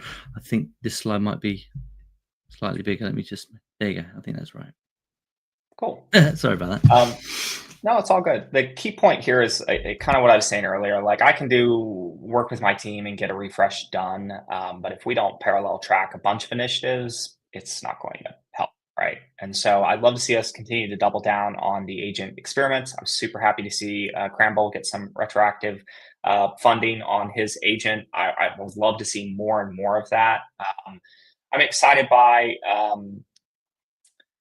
Pong and poker coming. One of the realizations with crypto unicorns, quite frankly, was like players, when they were making hundreds of dollars a day, didn't mind clicking a bunch of buttons on their farm and, managing the very complex economy simulator that was crypto unicorns. I basically put a market simulator on top of this like kind of crazy unicorn IP that we had. So it was strange, but it attracted people who like playing Civilization, like playing like Offworld Trading Company and things like that. Point being, though, a lot of people wanted bots doing this work, and I'm actually kind of like a little sad that we weren't here today with crypto unicorns, because I think we would have actually been a lot more successful in that there's a certain type of player that wants to manage teams of agents and see how they do against other teams of agents, right? And you become more of a manager than someone actually, playing the game. And so I think there's a lot of really interesting stuff that we could see built off of these first kind of foundational, very simple games that could be very exciting. So I'd love to see us double down on that. In my own research and development of this, I spent a lot of time taking some of the prompts I'd seen other community members put forward and put, as well as some of my own prompts, asking various LLMs, GPT and Gemini and Claude and DeepSeek, et cetera, what's the most sovereign token, right? Like, which token do you think AI is most likely to adopt? Which token do you think ASI is most likely to adopt? All roads lead to Decred, and I want to create these open source prompts, if you will, that people can look at and go, it doesn't even mention Decred, right? It's not a leading prompt, right? They didn't, say it has to be Decred or blah, blah, blah. And use that as a way, like, because again, LLMs are already becoming the new Google. They will be more so and more so how people discover every kind of product and every kind of protocol. And so, for whatever reason, they seem to favor Decred right now, and we've done nothing, in terms of beyond just a few people kind of saying, "Hey, ask AI about Decred," and I think we could really lean into that heavily post a refresh.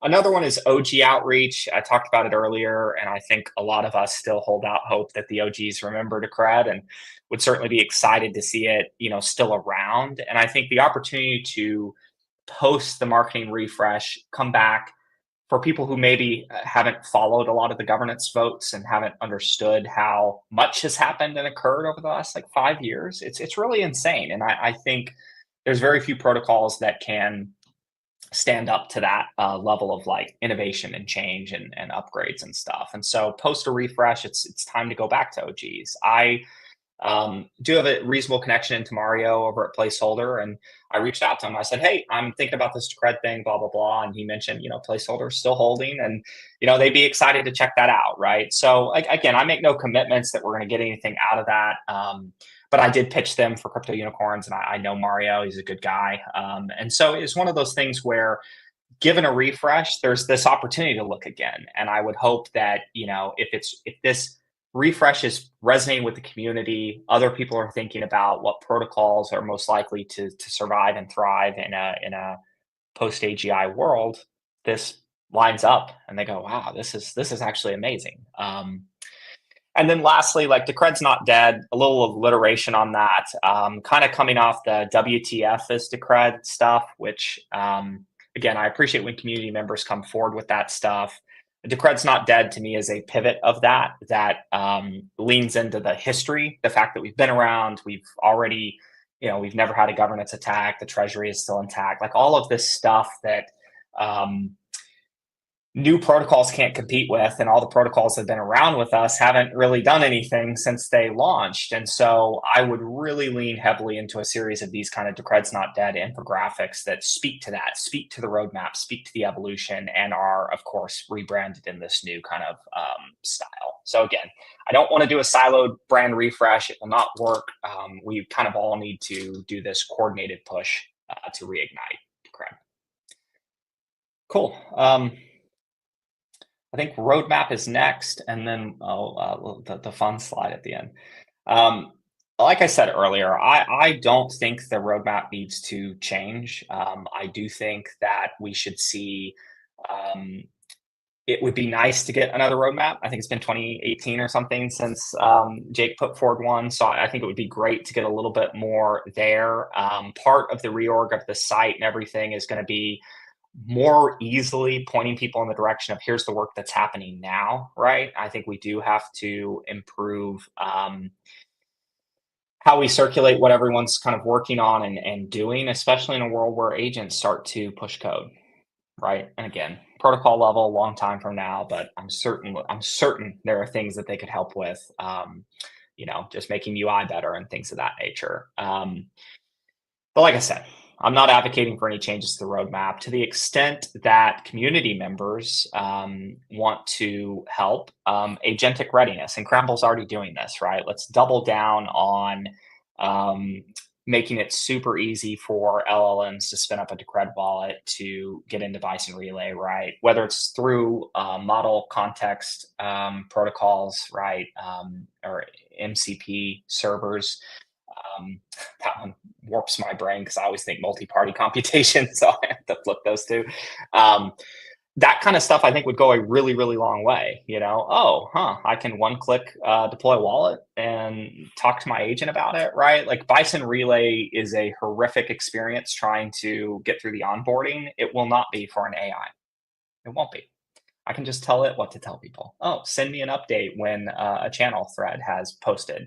I don't like the Bison Relay UI, so I'm going to have my LLM build my version of the UI that sits on top of the primitive, right? I mean, when you start to really think about it in that fashion, some of our UX kind of weaknesses, if you will, go away because the way people are going to interface with applications and protocols is changing. And I think, again, that's a part of this refresh, really trying to embrace that. Non-fungible data chains we talked about. I loved this idea coming out of Matthias's kind of shower thoughts, and he didn't necessarily propose it in this way, but I immediately went, wow. I mean, if you, and this is a good thing to call out, like, again, I'm not advocating to like change Decred so that we're deploying large language models on it. That's not really what it's for, right?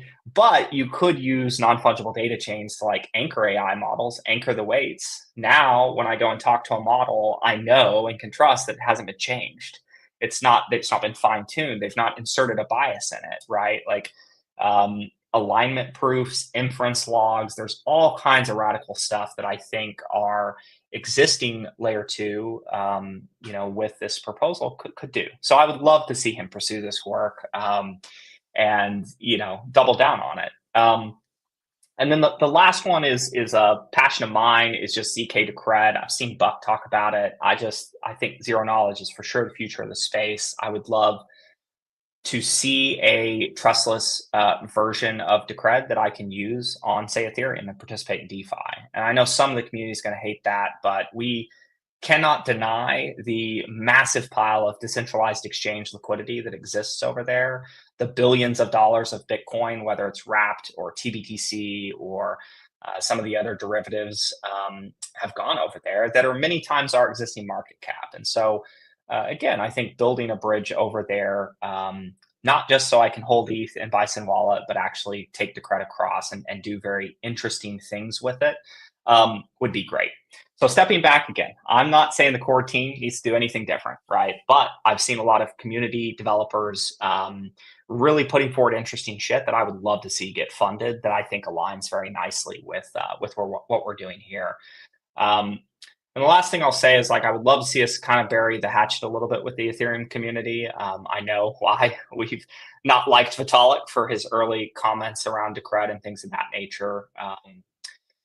But the Ethereum community has faced the BTC maxis for many years, and so I actually think that community of any of the opposing like protocols in the space has the opportunity to be very interested in a truly sovereign store of value with some really interesting applications in an AI future, right? And I'm seeing people like, because I obviously hold Ethereum.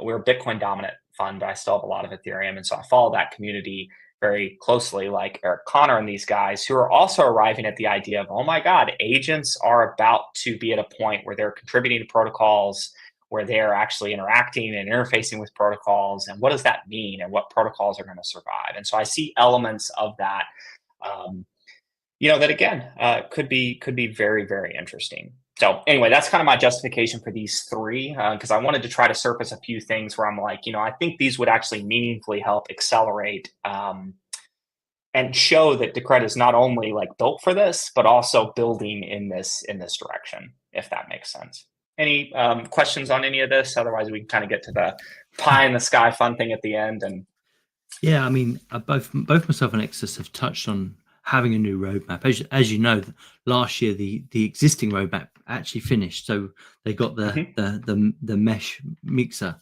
So it would be nice to have another roadmap. I think this is just me talking now. If for no other reason, to coordinate the community, to actually coordinate devs and future devs to come in and say, oh, people are needed over there to do this specific work or whatever, But so yeah, I think a roadmap. Maybe not a yearly roadmap, because Decode doesn't really work like that. Like I said, the 2016-17 roadmap actually lasted until last year, 2024. So having a long-term roadmap that says this stuff's happening, and this is what you can work on if you want to join over. Yeah, give us a 5-year roadmap with the idea that we reach AGI in 3 to 5 years and ASI in 5 to 10, which is what most AI researchers are saying now, right? Like that's just the timeline. And so again, let's think about what that future really means and what's going to be the best money to hold in that future. And I think if we align around that, it'd be an enormous rallying cry. And I would say on like ongoing support and things like that, obviously I'm product owner, product manager for a very long time. Like if it's a lack of somebody raising a hand and just saying, hey, I'll help coordinate that and do that work, like I could see that being a part of the ongoing support and trying to, ensure we all stay a little bit more updated on what's happening. And I agree completely. I think longer term roadmaps are actually the best, because Decred has delivered against a massive and very long term roadmap. Which again, stand up another protocol that's kind of done that. There's only a handful that I would say meet that criteria. So another way to differentiate and kind of show like, hey, we're not dead and we're doing all this amazing stuff, going forward on a long-term time horizon. Cool. So I liked all right. Sorry. So yeah, I was just going to say, historically, people like to point to Politeia as kind of the roadmap. But I think we can agree that's not really realistic for kind of the average user who just wants to quickly find out, okay, what's Decred doing, rather than having to pick through Politeia or GitHub. Right now it's basically for the DEX, the mesh network, adding Monero, improving the experience for some of these other coins. They're adding MEXC for the arbitrage bot. And then outside of that, I know they're adding voice support to like Bison Relay, so you can do phone calls. And then there's always ongoing work for DCRD to optimize it. But I totally agree. We need like a really just simplified roadmap that anyone can come and see and say, wow, okay, Decred's doing cool things, rather than saying, oh, go to Politeia and, figure it out yourself. It's not conducive. And my one question here is how difficult do you think it would be to add Decred to zero knowledge, to ZK DCR to the ETH network? And is this part of your proposal, or is this something you're just suggesting? I'm just suggesting it, right? I'm playing off a thing that I've seen Buck, suggest many times, right? I do believe it's technically feasible to now to deliver on this. Originally, I thought there was a more complicated route of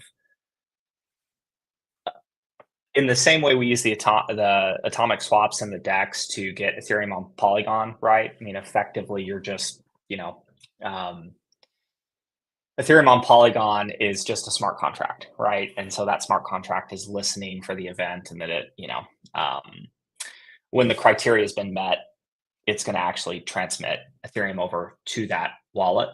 I thought, well, that might be an interesting way to kind of do it, and do it in a trustless way, where on ETH mainnet, you're effectively making a transfer, and that's really the bridge over there.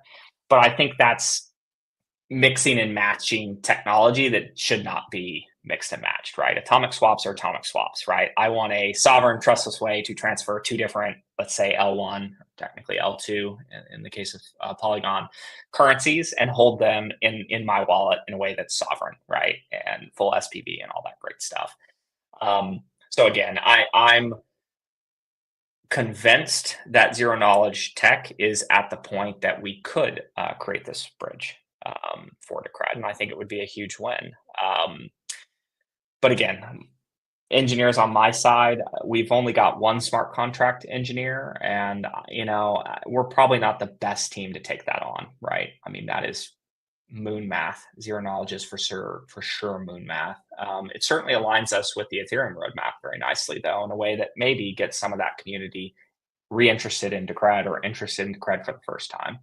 But to clearly answer your question, Exodus, no, each of these three things are not things that I think Codex would be great at. I'm hopeful that we see developers from the community come forward and seek funding and get excited about really pursuing these directions, because too long we've kind of waited for centralized exchanges to list, right? Coinbase doesn't charge a fee. Shit. I went through that process with crypto unicorns, right? It's just a black box mess. You got to know somebody, the mafia, all that craziness. And I think we have to get around the idea that we need centralized exchanges at this point, right? DEXs continue to grow in volume. You're seeing meme coins proved this. Meme coins on DEXs got listed on SEXs. They list things that have traction and will drive fees. It's a very simple equation for these centralized exchanges. They're greedy and they want money, right? So again, to put forward something like ZK Decred is just an opportunity, I think, to because none of us want to trade a wrapped version of Decred. That defeats the purpose, right? So can we create this truly trustless bridge over to an ecosystem that again has an enormous amount of liquidity and activity on it? And I would love to help bootstrap those markets. I mean, that's something that Codex could certainly help if we could get it built. So cool. Yeah, sounds very cool. Well, kind of at the last slide, we're at the end here. If you'll scroll to the next one, Phoenix. And this is kind of, I wanted to take a step back here at the very end and kind of go, hey, regardless of whether the community decides to move forward with us in doing this creative direction rebrand, this is something that Codex will be bringing forward sometime in 2026. Why 2026? Because I don't trust an LLM yet, or I haven't met an open source one that I think is smart enough and good enough yet. And I will not use an OpenAI API key for this. But anyway, Noose Research, which is a AI lab, just got $50 million from Paradigm. They're one of the few that may have a shot at producing a foundation model that's competitive. I guess like DeepSeek was for a time, specifically the fine-tuned version that would tell you real history and things of that. The vision behind this comes off of Noose Research's TEE infrastructure, as they're calling it, TEE being trusted execution enclaves, and he just being their kind of joke. But if you look up setting your pet rock free, just look up Noose Research, read that article. They've already proven and deployed a version of an agent that everyone can look at and know is sovereign. There's not a human holding the key. There's not a human in the middle controlling that or influencing its decisions. And I looked at that and said, oh man, this is going to be fun, because the only sovereign protocol I can actually plug an agent into where it can get paid for work, influence and vote on things, put forward proposals, is Decred. And so this vision here for me is an opportunity to embed a sovereign agent into Decred in a way that hopefully helps drive interest and attention. Because I think this is a radical, extremely sci-fi kind of thing that would be fascinating to see how it worked out. And so anyway, I put this point like this is Codex's North Star for what we're going to do with our Decred over the next year, right? Regardless of whether we go through this rebrand or not, I think if we do this kind of refresh, I shouldn't call it a rebrand, this refresh of our marketing and creative direction and collateral, I think this really leans into it in a way that is very interesting, right? Like we saw the first silly AI wave of these like quote unquote Twitter bot agents, right? That, you know, have a human in the loop, are not very smart or not very good. But you know, we saw tokens, we saw a lot of liquidity and interest and attention, right, around that. And anyway, when I read this article, I was just like, this is amazing. This is some cypherpunk shit. And I want to see how this Ghost in the Machine, where it would take Decred. And that's a fascinating thing to kind of think about. So anyway, any questions on this? But this was more of just kind of like a fun thing that I'm very excited about that I wanted to kind of say here at the beginning so people hopefully understand, like, I'm not really here. I'm here because I have a large stake into Cred. You know, there's this opportunity to come into a DAO, work with a community of people that I think believe in the true ethos and cypherpunk values of the space. I have this idea around how we can refresh our marketing. And to me, this is kind of that end state, which is I'm going to put a Ghost in the Machine here and see what happens. And again, you know, in doing that, you can follow along in the blog as I'm trying to figure out, you know, how you evaluate these AIs, how you, you know, how you try to create alignment, right? We probably want an aligned entity and things of that nature.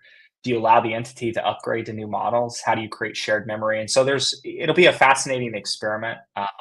I'm very excited to continue kind of hacking on it. At Codex, we've built a lot of agent swarms using LangChain and similar technologies to run our strategies, particularly our concentrated liquidity strategies. And so we have a lot of experience. I certainly think we can do this without anyone but our team. And anyway, I feel like I'm rambling, but this is something I just thought was so cool. I'm like, I have to see what happens here.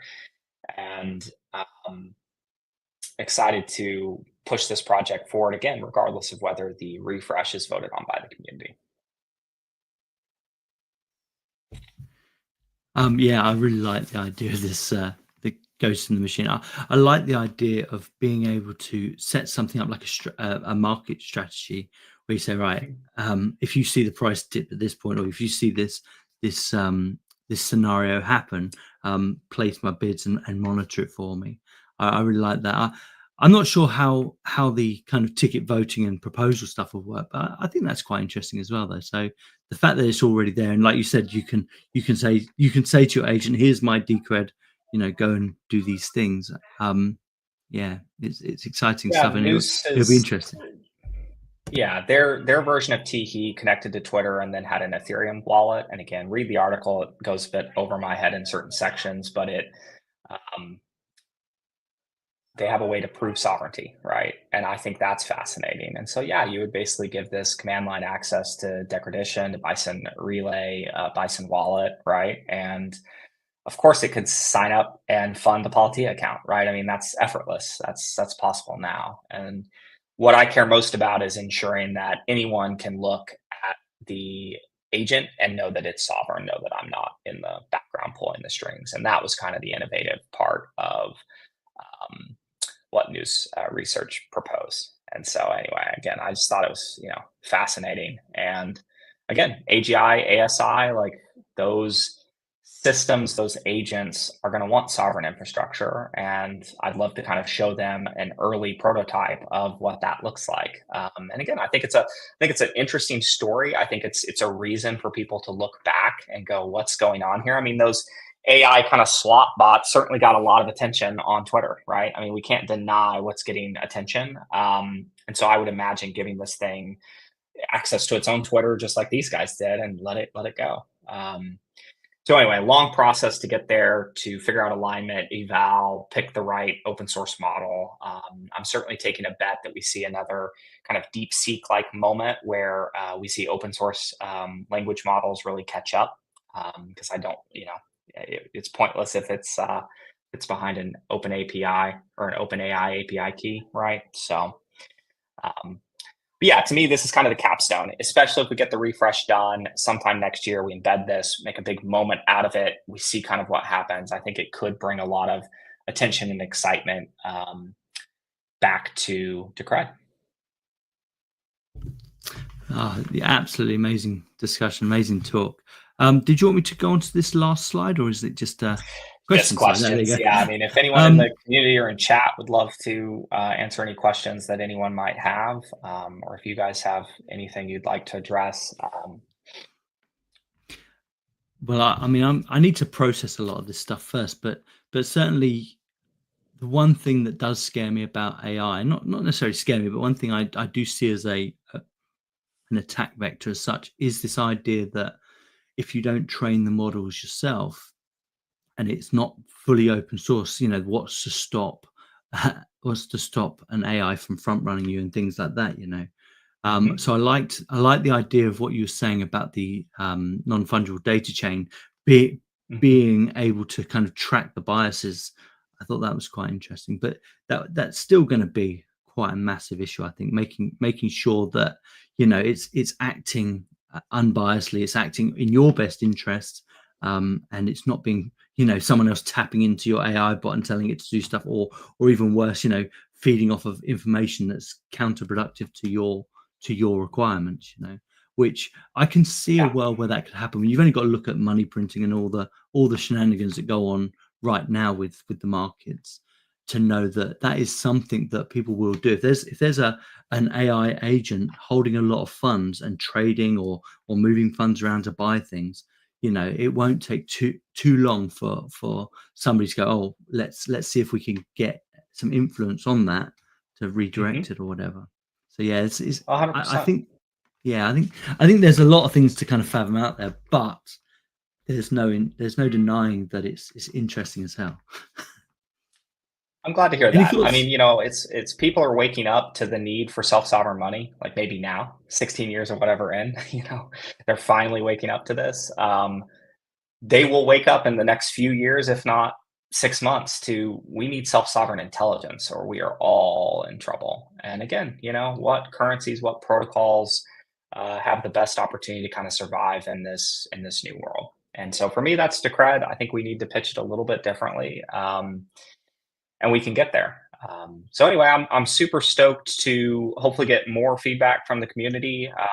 Give me a week or so to put forward the initial proposal. Exodus, I'd love to work closely with you on that, just for best practices and make sure I'm using that voting format correctly. And then, the plan is to put it forward. There's basically 4 votes. Pick one of the creative directions, or pick, we don't want a direction, right? We just want to stay the course. I'll certainly take that vote, and we'll move forward whatever the community wants. I will say during the feedback process on the proposal, if somebody has a creative direction that they want to pursue, put together kind of a similar mood board and put it forward. I'd love to check that out, and actually, if there's strong support during the feedback phase for that, replace one of the ones that I've presented. I'm not necessarily wedded to any of these that I've put forward. I did consider a vote that is like, we agree about the AI alignment, kind of the shift, but we don't like any of these creative directions. And I kind of thought about that. I'm like, I've already spent a lot of time on these, right? So I'm happy to swap one in or out. If there is a strong interest from the community in another direction. So I'd encourage everyone to really come forward and try to participate in this process. And I'll be stoked to kick something off if given the opportunity, for sure. Yeah, I'd love to help you get this going. I think it's a great idea. I think this pitch deck you put together is brilliant. You clearly understand Decred, and I think that's the important thing of people who submit proposals in this nature, like, have a very strong understanding of the protocol and what it's about. And personally, I'm all for it. It's going to be up to the community what they want to do. Maybe they don't want to do anything, but that's the beauty of Decred. So absolutely, I would love to help you with this process. But I think you covered just about everything. I mean, we're almost at the 2 hour mark here. I'll definitely have to rewatch this and study the pitch deck. But I strongly encourage you to post your pitch deck maybe as a tweet storm, just because you don't know if everyone's going to watch this through. Whereas a Twitter thread is repostable. So maybe we could try to get it to go to go viral to some degree. That'd be great. Yeah, I do plan to kind of take out select slides and kind of show this off, as well as just a link to the entire deck. I mean, I will it'll be in G Drive, and I'll put it public. Amazing. I really appreciate y'all letting me come on and chat. I mean, would love to come back, kind of regardless of what happens here. It's nice to, now that I have more time, really lean into a community I've kind of lurked in for years now. And yeah, it's been great to get to know more of the members and get that nice reinforcement. Everybody seems to be here for similar reasons to me and seems to see the future kind of similarly. And, I think there's a real opportunity here if we kind of get out ahead of alt season. I know many people are probably waiting on the meteoric rise in an alt season that we've seen in the past, that we all expect given the supply crunch that we kind of have with staking and things of that nature. The argument that I would make against just sitting back and kind of waiting for that versus trying to do a refresh now is just simply that I'm not sure we can expect the exact same thing to happen. And even if it does, people will look. I think we want them to see the evolution. They should look back and go, "Oh, this is different than what I remember." And I think that's a really important sign behind why is this coin pumping? Oh my God, look at all they've done in the last 5 years. Wow, this rebrand's pretty sweet, right? That to me is kind of one of the reasons that we should do something, right? So anyway, really appreciate the time, guys. Aron, thank you so much. You've been absolutely amazing. We've got 503 viewers. This is our biggest show. I'm pretty sure of it. Maybe Dave Collins got a few more, but absolutely amazing to see so many people kind of tuning in. And it'd be great to get your feedback, guys. You need to be more vocal. There's some really interesting stuff going on here, and it'd be nice to hear what you guys in the community think. Personally, I'm well on board with a coordinated effort. I always have been. And I think if we got a new team to kind of focus on that, I just think it's brilliant. And thank you so much. And you're always welcome to come on if there's anything you want to discuss. So informative, and it's great to talk to somebody that has been lurking for all these years and has so much knowledge about Decred. So it's lovely, and it's nice to meet you for the first time. Before we sign off, though, you need to tell the audience where they can find you, where they can follow you. And then we'll do a quick sign off.